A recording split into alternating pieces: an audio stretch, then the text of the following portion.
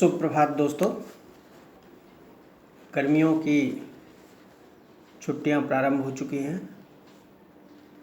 आज के इस वीडियो में मैं आपके साथ पाठ्यक्रम के अतिरिक्त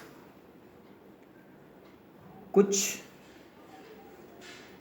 जीवन से संबंधित महत्वपूर्ण बातों की चर्चा करना चाहूँगा।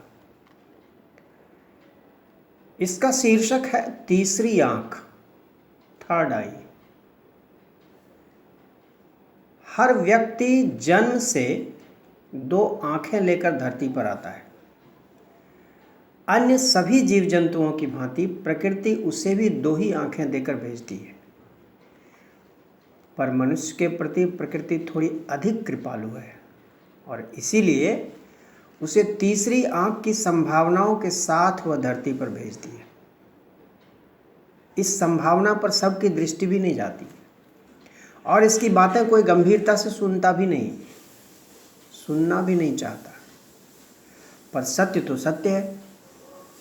कोई कितना भी उसे उपेक्षित करे, उससे मुंह मोड़े, उसे झुठलाने की कोशिश करे, सत्य समाप्त नहीं हो सकता। सत्य के बारे में कहा जाता है कि इसमें कुछ भी जोड़ा या घटाया नहीं जा सकता, यह प्योरेस्ट फॉर्म में होता है।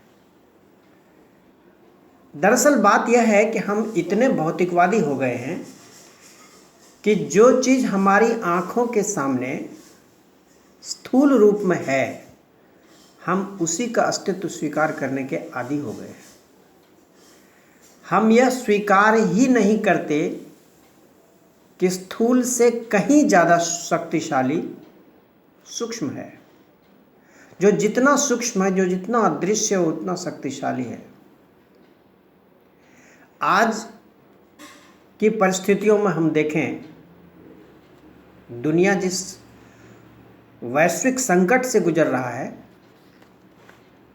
जिस कोरोना वायरस ने पूरी दुनिया को तबाह कर रखा है, यदि वह स्थूल रूप में हमारे सामने होता तो कब का निपट गया होता।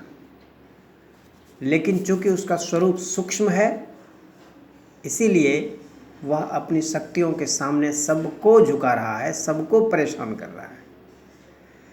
तो इससे बड़ा और क्या एग्जाम्पल हो सकता है कि सूक्ष्म की जो शक्ति है वह स्थूल से कहीं ज़्यादा होती है। जो जितना अदृश्य वह उतना शक्तिशाली है। इसमें शायद ही किसी को संदेह हो कि शरीर जो स्थूल है से कहीं ज़्यादा शक्तिशाली मन है जो सूक्ष्म है। यह सूक्ष्म ही स्थूल को नियंत्रित किया करता है।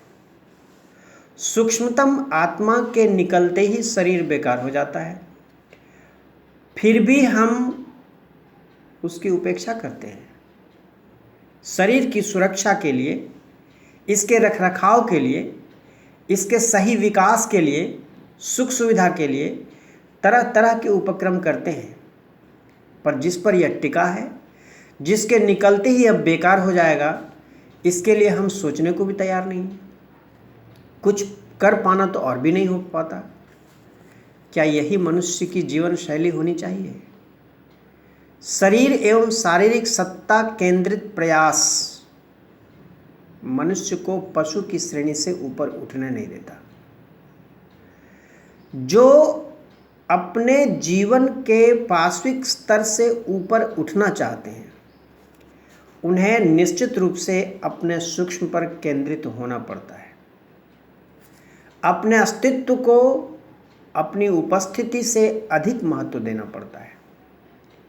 अपने शरीर से अधिक अपने मन, विचारों पर विशेष रूप से ध्यान देना पड़ता है।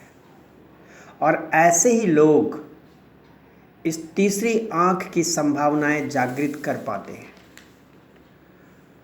उसे जगा पाने में सक्षम हो सकते हैं, उसका उपयोग कर जीवन जगत में अपना अस्तित्व बना सकते हैं। निश्चित रूप से यह राह कठिन है। इस दुर्गम मार्ग पर चलने में कठिनाइयाँ ही कठिनाइयाँ हैं, किंतु इस राह पर चलने का आनंद भी कुछ और है। और जिसे इसका आनंद का स्वाद मिल जाता है, वह फिर इसे छोड़ ही नहीं पाता, भले ही दुनिया उसे पागल घोषित कर दे। तमाम तरह की प्रताड़नाएं, उपहास, अपमान के बावजूद वह उसी मार्ग पर चलता है और दुनिया उसे बेवकूफ़ समझती है, वह दुनिया को बेवकूफ़ समझता है। इसमें कुछ भी आश्चर्य नहीं होना चाहिए। ओशो संसार का स्वभाव ही बताते हैं कि यहाँ बुद्धू पूजे जाते हैं, बुद्धों का अपमान होता है। तो इसमें कुछ भी आश्चर्य नहीं है। यदि हमारा उपहास हो रहा है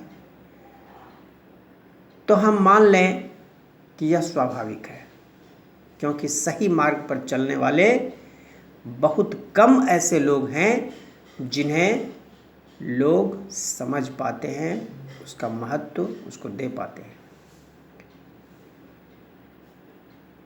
आइए आज हम इसी सूक्ष्म की चर्चा करते हैं। इसी से संबंधित यह विषय है तीसरी आंख।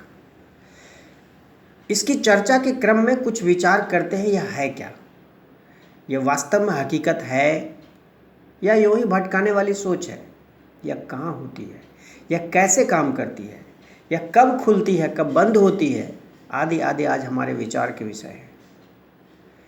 जब हम तीसरी आंख की चर्चा करते हैं तो हमें सर्वप्रथम तो यह समझ लेना चाहिए कि यह तीसरी आंख हमारे शरीर में विद्यमान दोनों आंखों से बिल्कुल भिन्न है। यह तीसरी आंख शरीर में नहीं दिखती। प्रकृति ने हमें इसकी संभावनाओं के साथ भेजा है। हम उन संभावनाओं के आधार पर तीसरी आंख को अपने अंदर जागृत करते हैं। यह हमारा ज्ञान चक्षु है, इसे जगाना पड़ता है अपनी ज्ञान साधना द्वारा, अपनी दृष्टि क्षमता, अपनी साधना, अपनी तपस्या एवं समर्पण पर निर्भर करता है कि यह तीसरी आंख कब खुलती है। भविष्य में होने वाली घटनाओं को यही जागृत तीसरी आंख देख लिया करती है। इसी की दृष्टि क्षमता हमें आने वाले संकटों से सावधान करती है, अपनी जीवन शैली में आवश्यक बदलाव करने को प्रेरित करती है। यह तीसरी आंख हमारे शरीर में अवस्थित न होकर हमारी चेतना में होती है। हमारे चैतन्य की प्रखरता इसी तीसरी आंख की दृष्टि क्षमता पर निर्भर करती है। मनुष्य अपनी चेतना के जिन 3 स्तरों पर जीता है, उनमें इस आंख की दृष्टि अवचेतन स्तर पर विद्यमान होती है। जीवन में इसका व्यावहारिक उपयोग तभी हो सकता है जब हम अपने अवचेतन को विशुद्ध और पवित्रता से युक्त रखते हैं। अब अवचेतन स्तर क्या है? मनुष्य के विचारों के 3 स्तर होते हैं। जो कुछ हमारे विचार में बिल्कुल तैयार रहता है, एकदम हमारे माइंड में फ्रेश रहता है, वो हमारी चेतन अवस्था होती है, सचेतन अवस्था उसको कहते हैं। कुछ चीज़ें ऐसी होती हैं जो मस्तिष्क में रेडीमेड नहीं है, वो अवचेतन अवस्था में, उसको सबकॉन्शियस माइंड कहते हैं। पहला हो गया कॉन्शियस माइंड, सचेतन। दूसरा लेयर हो गया सबकॉन्शियस माइंड, अवचेतन। और तीसरा होता है अनकॉन्शियस माइंड, निश्चेतन, जो बिल्कुल जो है ही नहीं मेमोरी में। कभी पढ़ा था भूल गया, कभी दिमाग में आया था भूल गया। तो ये तीनों स्तरों में से जो अवचेतन स्तर पर है, वही तीसरी आंख की स्थिति है, वह हमारे अवचेतन में होती है। यह कभी कभी बहुत तीव्र होती है, कभी इसकी दृष्टि बहुत तेज होती है, लेकिन इस बात का ध्यान रखना पड़ता है कि यह तभी जागृत होती है, इसकी दृष्टि क्षमता हमारे अवचेतन की शुद्धता पर और उसकी पवित्रता पर निर्भर करती है। शरीर की स्वस्थ दृष्टि के लिए जिस प्रकार शरीर की सफाई जरूरी है, उसी प्रकार तीसरी आंख की दृष्टि स्पष्ट और तेज हो, इसके लिए अवचेतन की शुद्धता का ध्यान रखना निहायत आवश्यक है। सतत अध्ययनशीलता, शुभ चिंतन परक मानसिक चेतना, और इस चेतना से युक्त हमारा मन तीसरी आंख को न केवल जागृत करता है बल्कि वह इसकी दृष्टि क्षमता में निरंतर वृद्धि भी करता है। अतएव अपनी तीसरी आंख की दृष्टि क्षमता जागृत करने वालों को अपने अंदर इन सारी विशेषताओं को लाना होगा। शाश्वत शुद्धता, सतत अध्ययनशीलता और शुभ चिंतन परक चैतन्य में जीने का निरंतर अभ्यास, बाह्य जगत के मान अपमान से ऊपर उठकर अपने को विशाल और उदार बनाने की प्रवृत्ति। ऐसा करने पर हमारी तीसरी आंख न केवल अपने सही मार्ग को दिखाने में सक्षम होगी बल्कि जन कल्याण में भी समर्थ होगी। एक रोचक कथा मैं चाहूँगा इस बीच में आपके सामने रखूं। एक बार एक अंधा लालटेन जलाकर जा रहा था। किसी सिरफिरे ने उसका उपहास करते हुए पूछा कि आप तो अंधे हैं, आपको इस लालटेन की रोशनी से क्या फ़ायदा? अंधे ने बड़ी शांति से जवाब दिया, मित्र, सिर्फ मैं ही अंधा हूँ ना, पूरी दुनिया तो अंधी नहीं है। लालटेन की रोशनी में आँख वाले देख कर चलेंगे तो मैं भी सुरक्षित रहूँगा। इस लालटेन की यही उपयोगिता है। हमारी सोच सिर्फ अपने लिए नहीं हो, समावेशी हो, सबके कल्याण के लिए हो। हमारा कल्याण भी इसी में निहित है। आत्म केंद्रित चिंतन अंततः सर्वनाश का मार्ग प्रशस्त करता है। हमें यह मानकर चलना चाहिए।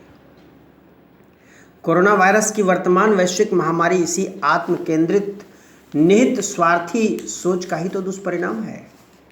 मानवता अपने विकृततम रूप में पशुता से भी कहीं निचले स्तर तक पहुंच जाती है और अपने उच्चतम रूप में यह देवत्व से भी ऊपर उठकर बहुत प्रतिष्ठित स्थान पर जा टिकती है। भारतीय चेतना मानव को दानव नहीं, देव रूप में प्रतिष्ठित करने की चेतना है। दुनिया को इसे आज नहीं तो कल अपनाना ही होगा। यही विश्व कल्याण का एकमात्र मार्ग है। हमारी तीसरी आंखों की दृष्टि क्षमता भी यही मार्ग दिखाती है। इसी क्षमता को सुरक्षित एवं विकसित करने की आवश्यकता है। हम निवेदन करेंगे आप सभी से कि आप अपने जीवन में शुद्धता और पवित्रता को, अपने विचारों की शुचिता को जरूर बनाए रखें और इसमें निरंतर वृद्धि करने की कोशिश करें। निश्चित रूप से आपके जीवन में बहुत ही अच्छे दिन आएंगे, आपकी दृष्टि में विशालता आएगी और तभी आपके लिए शांति का, सुख का मार्ग प्रशस्त होगा। धन्यवाद।